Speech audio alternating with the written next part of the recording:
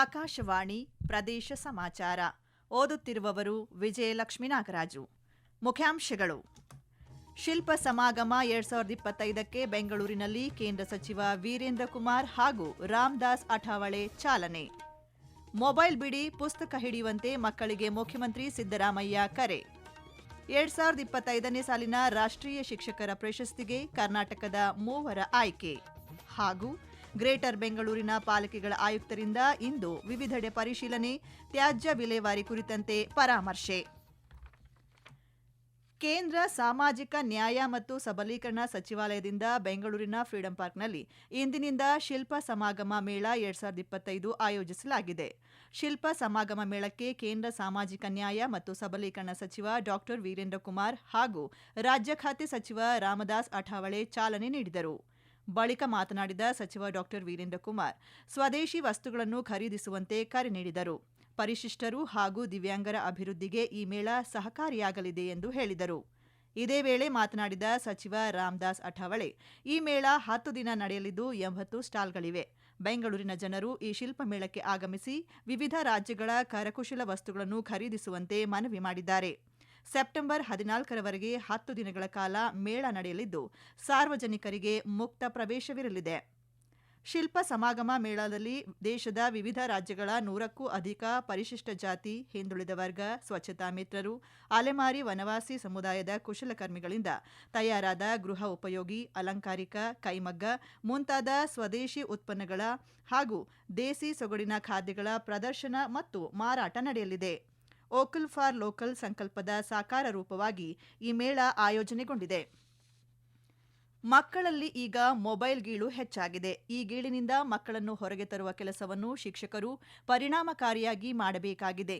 ಈ ನಿಟ್ಟಿನಲ್ಲಿ ಮೊಬೈಲ್ ಬಿಡಿ, ಪುಸ್ತಕ ಹಿಡಿ ಎನ್ನುವ ಮೌಲ್ಯವನ್ನು ಪ್ರತಿ ಶಾಲೆ ಮತ್ತು ಮನೆಗಳಲ್ಲೂ ಜಾರಿಯಾಗಬೇಕು ಎಂದು ಶಿಕ್ಷಕರಿಗೆ ಹಾಗೂ ಮಕ್ಕಳಿಗೆ ಮುಖ್ಯಮಂತ್ರಿ ಸಿದ್ದರಾಮಯ್ಯ ಕರೆ ನೀಡಿದರು.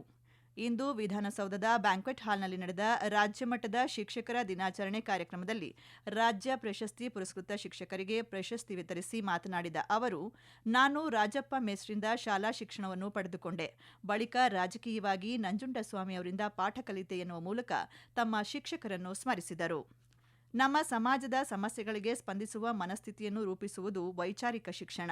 ಮಕ್ಕಳಲ್ಲಿ ಅರಿವಿನ ಕಿಡಿ ಹೊತ್ತಿಸುವುದೇ ಶಿಕ್ಷಣದ ಉದ್ದೇಶ ಮತ್ತು ಮಹತ್ವವಾಗಿದೆ. ಇಂಥ ಶಿಕ್ಷಣ ನಮ್ಮ ಸರ್ಕಾರದ ಗುರಿ. ಶಿಕ್ಷಣ ನಮ್ಮ ಸರ್ಕಾರದ ಆದ್ಯತಾ ಕಾರ್ಯಕ್ರಮವಾಗಿದ್ದು, ವರ್ಷಕ್ಕೆ 65,000 ಕೋಟಿ ರೂಪಾಯಿಯನ್ನು ಶಿಕ್ಷಣಕ್ಕೆ ಖರ್ಚು ಮಾಡಲಾಗುತ್ತಿದೆ ಎಂದು ತಿಳಿಸಿದರು. ಪ್ರಾಥಮಿಕ ಮತ್ತು ಪ್ರೌಢಶಾಲಾ ಶಿಕ್ಷಕರ ನಡವಳಿಕೆಗಳು ಮಕ್ಕಳ ಮೇಲೆ ಅಪಾರ ಪ್ರಭಾವ ಬೀರುತ್ತವೆ. ಆದ್ದರಿಂದ ಶಿಕ್ಷಕರು ಅತ್ಯುನ್ನತ ಮಾನವೀಯ ಮತ್ತು ನಾಗರಿಕ ಮೌಲ್ಯಗಳನ್ನು ಪಾಲಿಸಬೇಕು ಎಂದು ಹೇಳಿದರು. 2025ನೇ ಸಾಲಿನ ರಾಷ್ಟ್ರೀಯ ಶಿಕ್ಷಕ ಪ್ರಶಸ್ತಿಗೆ ಕರ್ನಾಟಕದ 3 ಆಯ್ಕೆಯಾಗಿದ್ದಾರೆ. ಶಾಲಾ ಶಿಕ್ಷಣ ಮತ್ತು ಸಾಕ್ಷರತಾ ಇಲಾಖೆ ವಿಭಾಗದಲ್ಲಿ ಮೈಸೂರಿನ ಕೆಎಸ್ ಮಧುಸೂದನ್, ಉನ್ನತ ಶಿಕ್ಷಣ ಇಲಾಖೆ ವಿಭಾಗದಲ್ಲಿ ಕಲಬುರಗಿಯ ಡಾ ಶ್ರೀದೇವಿ ದೇವೇಂದ್ರಪ್ಪ ಕಲ್ಯಾಣ್ ಹಾಗೂ ಮಣಿಪಾಲದ ಡಾ ಶೋಭಾ ಪ್ರಶಸ್ತಿಗೆ ಭಾಜನರಾಗಿದ್ದಾರೆ. ಗ್ರೇಟರ್ ಬೆಂಗಳೂರಿನ 5 ನಗರ ಪಾಲಿಕೆಗಳ ಆಯುಕ್ತರು ಇಂದು ವಿವಿಧ ಸ್ಥಳಗಳಿಗೆ ಭೇಟಿ ನೀಡಿ ಸ್ಥಳ ಪರಿಶೀಲನೆ ನಡೆಸಿದರು. ಬೆಂಗಳೂರು ಉತ್ತರ ನಗರ ಪಾಲಿಕೆಯ ಆಯುಕ್ತರಾದ ಪೊಮ್ಮುಲ ಸುನೀಲ್ ಕುಮಾರ್ ಯಲಹಂಕ ಸ್ಯಾಟಲೈಟ್ ವಾರ್ಡ್ನಲ್ಲಿ ಆಟೋ ಟಿಪ್ಪರ್ ಮಸ್ಟರಿಂಗ್ ಕೇಂದ್ರ ಹಾಗೂ ತಿಂಡ್ಲು ವಾರ್ಡ್ನಲ್ಲಿ ಪೌರ ಕಾರ್ಮಿಕರ ಮಸ್ಟರಿಂಗ್ ಕೇಂದ್ರಕ್ಕೆ ಭೇಟಿ ನೀಡಿ ಹಾಜರಾತಿ ಪಡೆಯುವ, ತ್ಯಾಜ್ಯ ವಿಲೇವಾರಿ ಮಾಡುವ ಕಾರ್ಯವೈಖರಿಯ ಕುರಿತು ಪರಿಶೀಲನೆ ನಡೆಸಿದರು. ಬೆಂಗಳೂರು ಪಶ್ಚಿಮ ನಗರ ಪಾಲಿಕೆಯ ಆಯುಕ್ತರಾದ ಡಾ ರಾಜೇಂದ್ರ ಕೆವಿ ಬಸವೇಶ್ವರ ನಗರ, ಸಿದ್ದಯ್ಯ ಪುರಾಣಿಕ ರಸ್ತೆ, 8ನೇ ಬಿ ಮುಖ್ಯ ರಸ್ತೆವರೆಗೆ ಅಧಿಕಾರಿಗಳೊಂದಿಗೆ ವಿವಿಧ ಸ್ಥಳಗಳಿಗೆ ಭೇಟಿ ನೀಡಿ ಪರಿಶೀಲನೆ ನಡೆಸಿದರು. ಪ್ರದೇಶ ಸಮಾಚಾರ ಕೇಳುತ್ತಿದ್ದೀರಿ.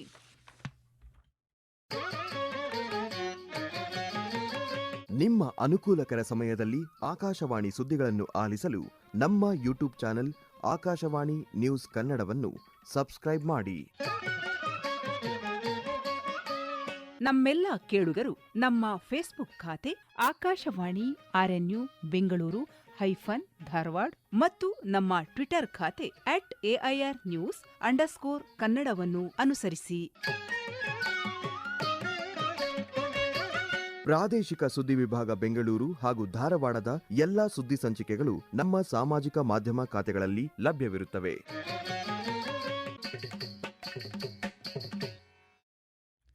ಇಂದು ಮಾಜಿ ರಾಷ್ಟ್ರಪತಿ ಸರ್ವಪಲ್ಲಿ ರಾಧಾಕೃಷ್ಣನ್ ಅವರ ಹುಟ್ಟುಹಬ್ಬದ ಹಿನ್ನೆಲೆಯಲ್ಲಿ ದೇಶಾದ್ಯಂತ ಶಿಕ್ಷಕರ ದಿನಾಚರಣೆಯನ್ನು ಆಚರಿಸಲಾಗುತ್ತಿದೆ. ರಾಜ್ಯಾದ್ಯಂತ ವಿವಿಧ ಜಿಲ್ಲೆಗಳಲ್ಲೂ ಶಿಕ್ಷಕರ ದಿನಾಚರಣೆ ಮಾಡಲಾಯಿತು. ಶಿಕ್ಷಕರ ಸೇವೆ ನಿಸ್ವಾರ್ಥ ಸೇವೆಯಾಗಿದ್ದು, ಶಿಕ್ಷಕರು ಪವಿತ್ರ ಕೆಲಸವನ್ನ ಮಾಡುತ್ತಿದ್ದಾರೆ. ಎಲ್ಲರೂ ತಾವು ಓದಿದ ಶಾಲೆಗೆ, ವಿದ್ಯೆ ಕಲಿಸಿದ ಗುರುಗಳಿಗೆ ಧನ್ಯವಾದಗಳನ್ನು ತಿಳಿಸಬೇಕು ಎಂದು ಹಾಸನದಲ್ಲಿ ಶಾಸಕರಾದ ಸ್ವರೂಪ್ ಪ್ರಕಾಶ್ ತಿಳಿಸಿದ್ದಾರೆ. ಜಿಲ್ಲಾಡಳಿತ, ಜಿಲ್ಲಾ ಪಂಚಾಯತ್, ಶಾಲಾ ಶಿಕ್ಷಣ ಇಲಾಖೆಯ ಸಹಯೋಗದಲ್ಲಿಂದು ಹಾಸನಾಂಬ ಕಲಾಕ್ಷೇತ್ರದಲ್ಲಿ ಆಯೋಜಿಸಿದ್ದ ಜಿಲ್ಲಾ ಮಟ್ಟದ ಉತ್ತಮ ಶಿಕ್ಷಕ ಪ್ರಶಸ್ತಿ ಪ್ರದಾನ ಸಮಾರಂಭ ಕಾರ್ಯಕ್ರಮವನ್ನು ಉದ್ಘಾಟಿಸಿ, ಪ್ರಸ್ತುತ ದಿನಗಳಲ್ಲಿ ಸರ್ಕಾರಿ ಶಾಲೆಗಳು ದುಸ್ಥಿತಿಯಲ್ಲಿವೆ, ಅವುಗಳ ಜೀರ್ಣೋದ್ಧಾರ ಮಾಡುವ ಕೆಲಸವನ್ನು ಕೈಗೆತ್ತಿಕೊಳ್ಳುತ್ತೇನೆ ಎಂದರು. ಇತ್ತೀಚೆಗೆ ರೈತರು ಮಕ್ಕಳನ್ನು ಶಾಲೆಗೆ ಕಳುಹಿಸುವ ಬದಲು ಹೊಲದ ಕೆಲಸ ಮಾಡಿಸಿಕೊಳ್ಳುತ್ತಿದ್ದಾರೆ. ಹಾಗೆ ಮಾಡದೆ ಮಕ್ಕಳನ್ನು ಶಾಲೆಗೆ ಕಳುಹಿಸಬೇಕು ಎಂದರು. ಬಲಿಷ್ಠ ಭಾರತದ ಬೆಳವಣಿಗೆಗೆ ಶಿಕ್ಷಣವೇ ಆಧಾರ. ಶಿಕ್ಷಣ ಕ್ಷೇತ್ರದಲ್ಲಿ ತಂದ ಹೊಸ ಹೊಸ ಆವಿಷ್ಕಾರ, ಅನ್ವೇಷಣೆಗಳಿಂದ ಇಂದು ಭಾರತವನ್ನು ಪ್ರಪಂಚದ ಭೂಪಟದಲ್ಲಿ ಬಲಿಷ್ಠ ರಾಷ್ಟ್ರವನ್ನಾಗಿ ಕಾಣುತ್ತಿದ್ದೇವೆ ಎಂದು ಗೃಹ ಸಚಿವ ಡಾ ಜಿ ಪರಮೇಶ್ವರ್ ಅವರು ಅಭಿಪ್ರಾಯಪಟ್ಟಿದ್ದಾರೆ. ತುಮಕೂರಿನ ಜಿಲ್ಲಾಡಳಿತದಿಂದ ನಡೆದ ಶಿಕ್ಷಕರ ದಿನಾಚರಣೆ ಉದ್ಘಾಟಿಸಿ ಮಾತನಾಡಿದ ಅವರು, ಭಾರತವು ಇಂದು 80% ಸಾಕ್ಷರತೆ ಹೊಂದಿದ ರಾಷ್ಟ್ರವಾಗಿದೆ. ಈ ಸಾಕ್ಷರತಾ ಪ್ರಮಾಣವು ವಿವಿಧ ಸಾಮಾಜಿಕ, ಆರ್ಥಿಕ ಮತ್ತು ಸಾಂಸ್ಕೃತಿಕ ಕ್ಷೇತ್ರಗಳಲ್ಲಿ ಭಾರತದ ಪ್ರಗತಿಗೆ ಕಾರಣವಾಗಿದೆ. ಶಿಕ್ಷಣದ ಬುನಾದಿಯೇ ಭಾರತವನ್ನು ಈ ಮಟ್ಟಕ್ಕೆ ತಂದಿದೆ ಎಂದು ತಿಳಿಸಿದರು. ತತ್ವಜ್ಞಾನಿ ಶ್ರೇಷ್ಠ ಶಿಕ್ಷಕ ಡಾ ರಾಧಾಕೃಷ್ಣನ್ ಅವರ ಶಿಸ್ತು, ಶ್ರದ್ಧೆ ನಮಗೆಲ್ಲ ಮಾದರಿಯಾಗಿದೆ ಎಂದು ವಿಧಾನ ಪರಿಷತ್ ಶಾಸಕ ಎಸ್ವಿ ಸಂಕನೂರ ಅವರು ಗದಗದಲ್ಲಿ ಅಭಿಪ್ರಾಯಪಟ್ಟರು. ನಗರದ ಡಾ ಬಿಆರ್ ಅಂಬೇಡ್ಕರ್ ಭವನದಲ್ಲಿ ಡಾ ಸರ್ವಪಲ್ಲಿ ರಾಧಾಕೃಷ್ಣನ್ ಜನ್ಮ ದಿನಾಚರಣೆ ಅಂಗವಾಗಿ ಜಿಲ್ಲಾ ಮಟ್ಟದ ಶಿಕ್ಷಕರ ದಿನಾಚರಣೆ, ಜಿಲ್ಲಾ ಉತ್ತಮ ಶಿಕ್ಷಕ ಪ್ರಶಸ್ತಿ ಪ್ರದಾನ ಹಾಗೂ ನಿವೃತ್ತ ಶಿಕ್ಷಕರಿಗೆ ಸನ್ಮಾನ ಸಮಾರಂಭ ಕಾರ್ಯಕ್ರಮವನ್ನು ಉದ್ಘಾಟಿಸಿ ಮಾತನಾಡಿದರು. ಡಾ ಸರ್ವಪಲ್ಲಿ ರಾಧಾಕೃಷ್ಣನ್ ಅವರು ಶಿಸ್ತು, ಶ್ರದ್ಧೆಯಿಂದ ಕಾರ್ಯನಿರ್ವಹಿಸಿ ಉನ್ನತ ಮಟ್ಟ ತಲುಪಿದರು. ಅವರಂತೆ ನಾವೆಲ್ಲರೂ ಸಹ ಶ್ರದ್ಧೆ, ಪ್ರಾಮಾಣಿಕತೆಯನ್ನು ಜೀವನದಲ್ಲಿ ಅಳವಡಿಸಿಕೊಂಡು ಮುಂದೆ ಸಾಗಬೇಕು ಎಂದರು. ಪ್ರತಿಯೊಬ್ಬ ವ್ಯಕ್ತಿಯೂ ಭವಿಷ್ಯದಲ್ಲಿ ಉನ್ನತ ಸ್ಥಾನ ಪಡೆಯಲು ಹಾಗೂ ಸಮಾಜದಲ್ಲಿ ಉತ್ತಮ ಜೀವನ ಸಾಗಿಸುವಲ್ಲಿ, ವ್ಯಕ್ತಿಯ ಭವಿಷ್ಯ ರೂಪಿಸುವಲ್ಲಿ ಶಿಕ್ಷಕರ ಪಾತ್ರ ಅಪಾರವಾದುದು ಎಂದು ಕಾರವಾರ ನಗರಸಭೆ ಅಧ್ಯಕ್ಷ ರವಿರಾಜ ಅಂಕೋಲೆಕರ ಹೇಳಿದರು. ಕಾರವಾರದ ಬಾಡ ಶಿವಾಜಿ ಪ್ರೌಢಶಾಲಾ ಸಭಾಭವನದಲ್ಲಿ ಜಿಲ್ಲಾಡಳಿತ, ಜಿಲ್ಲಾ ಪಂಚಾಯತ್, ಶಾಲಾ ಶಿಕ್ಷಣ ಇಲಾಖೆ ಸಂಯುಕ್ತ ಆಶ್ರಯದಲ್ಲಿ ನಡೆದ ಶಿಕ್ಷಕರ ದಿನಾಚರಣೆ ಹಾಗೂ ನಿವೃತ್ತ ಶಿಕ್ಷಕರಿಗೆ ಸನ್ಮಾನ ಸಮಾರಂಭದಲ್ಲಿ ಡಾ ಸರ್ವಪಲ್ಲಿ ರಾಧಾಕೃಷ್ಣ ಅವರ ಭಾವಚಿತ್ರಕ್ಕೆ ಪುಷ್ಪನಮನ ಸಲ್ಲಿಸಿ ಮಾತನಾಡಿದರು. ಇಂದು ಮೌಲ್ಯಾಧಾರಿತ ಶಿಕ್ಷಣದ ಅವಶ್ಯಕತೆ ಇದೆ ಎಂದು ಅಬಕಾರಿ ಹಾಗೂ ಬಾಗಲಕೋಟೆ ಜಿಲ್ಲಾ ಉಸ್ತುವಾರಿ ಸಚಿವ ಆರ್ಬಿ ತಿಮ್ಮಾಪುರ ಹೇಳಿದ್ದಾರೆ. ನವನಗರದ ಕಲಾಭವನದಲ್ಲಿ ಹಮ್ಮಿಕೊಂಡ ಶಿಕ್ಷಕರ ದಿನಾಚರಣೆ ಕಾರ್ಯಕ್ರಮವನ್ನು ಉದ್ಘಾಟಿಸಿ ಮಾತನಾಡಿದ ಅವರು, ಕಳೆದ 15-20 ವರ್ಷದಲ್ಲಿ ಮಹತ್ತರ ಬದಲಾವಣೆ ಕಾಣುತ್ತಿದ್ದೇವೆ. ಸರ್ಕಾರಿ ಶಾಲೆ ಹಾಗೂ ಖಾಸಗಿ ಶಾಲೆಗಳ ನಡುವೆ ಆನ್ಲೈನ್ ಪಾಠದ ಗುರು ಇಂದಿನ ವೈಜ್ಞಾನಿಕ ಯುಗದಲ್ಲಿ ದೊಡ್ಡ ಗುರುಗಳಾಗಿ ಪರಿಣಮಿಸಿದ್ದಾರೆ. ಗುರು ಶಿಷ್ಯರ ಸಂಬಂಧ ಕಡಿಮೆಯಾಗುತ್ತಿರುವುದು ಕಳವಳಕಾರಿ ಸಂಗತಿ ಎಂದರು. ಬಹಳಷ್ಟು ವರ್ಷಗಳಿಂದ ನೆನೆಗುದಿಗೆ ಬಿದ್ದಿರುವ ಗುರುಭವನಕ್ಕೆ ಮುಖ್ಯಮಂತ್ರಿಗಳ ವಿಶೇಷ ಅನುದಾನದಲ್ಲಿ 2,50,00,000 ರೂಪಾಯಿಗಳ ಅನುದಾನ ನೀಡಲಾಗುವುದು. 2027ರೊಳಗೆ ಕಟ್ಟಡವನ್ನು ಪೂರ್ಣಗೊಳಿಸಲಾಗುವುದು ಎಂದು ಕೋಲಾರ ಶಾಸಕ ಕೊತ್ತೂರು ಮಂಜುನಾಥ್ ಹೇಳಿದರು. ಕೋಲಾರ ನಗರದ ಟಿ ಚೆನ್ನಯ್ಯ ರಂಗಮಂದಿರದಲ್ಲಿ ನಡೆದ ಶಿಕ್ಷಕರ ದಿನಾಚರಣೆ ಉದ್ದೇಶಿಸಿ ಮಾತನಾಡಿದ ಅವರು, ಜಿಲ್ಲೆಯ ಶಿಕ್ಷಕ ಸಂಘಟನೆಗಳಲ್ಲಿನ ಗೊಂದಲ ಮತ್ತು ನಾನಾ ಕಾರಣಗಳಿಗಾಗಿ ಸುಮಾರು 5-6 ಬಾರಿ ಶಂಕುಸ್ಥಾಪನೆ ಮಾಡಲಾಗಿರುವ ಗುರುಭವನ ನಿರ್ಮಾಣಕ್ಕೆ ವಾರದೊಳಗೆ ಅನುದಾನಕ್ಕೆ ಅನುಮೋದನೆ ಪಡೆದು ಕಾಮಗಾರಿ ಪ್ರಾರಂಭಿಸಲಾಗುತ್ತದೆ ಎಂದರು. ಇವಿಎಂ ಬದಲಿಗೆ ಬ್ಯಾಲೆಟ್ ಪೇಪರ್ ಮೂಲಕ ಚುನಾವಣೆ ಮಾಡಬೇಕೆನ್ನುವುದು ನಮ್ಮ ಉದ್ದೇಶವಾಗಿದ್ದು, ನಮ್ಮ ಅನುಭವದ ಆಧಾರದ ಮೇಲೆ ಈ ತೀರ್ಮಾನ ಮಾಡಿದ್ದೇವೆ ಎಂದು ಮುಖ್ಯಮಂತ್ರಿ ಸಿದ್ದರಾಮಯ್ಯ ತಿಳಿಸಿದ್ದಾರೆ. ಮಾಧ್ಯಮದವರೊಂದಿಗೆ ಮಾತನಾಡಿದ ಅವರು, ಅನೇಕ ದೇಶಗಳು ಇವಿಎಂ ಬಳಸಿ ಪುನಃ ಬ್ಯಾಲೆಟ್ ಪೇಪರ್ ಮೂಲಕ ಚುನಾವಣೆ ಮಾಡುತ್ತಿವೆ ಎಂದು ಹೇಳಿದರು.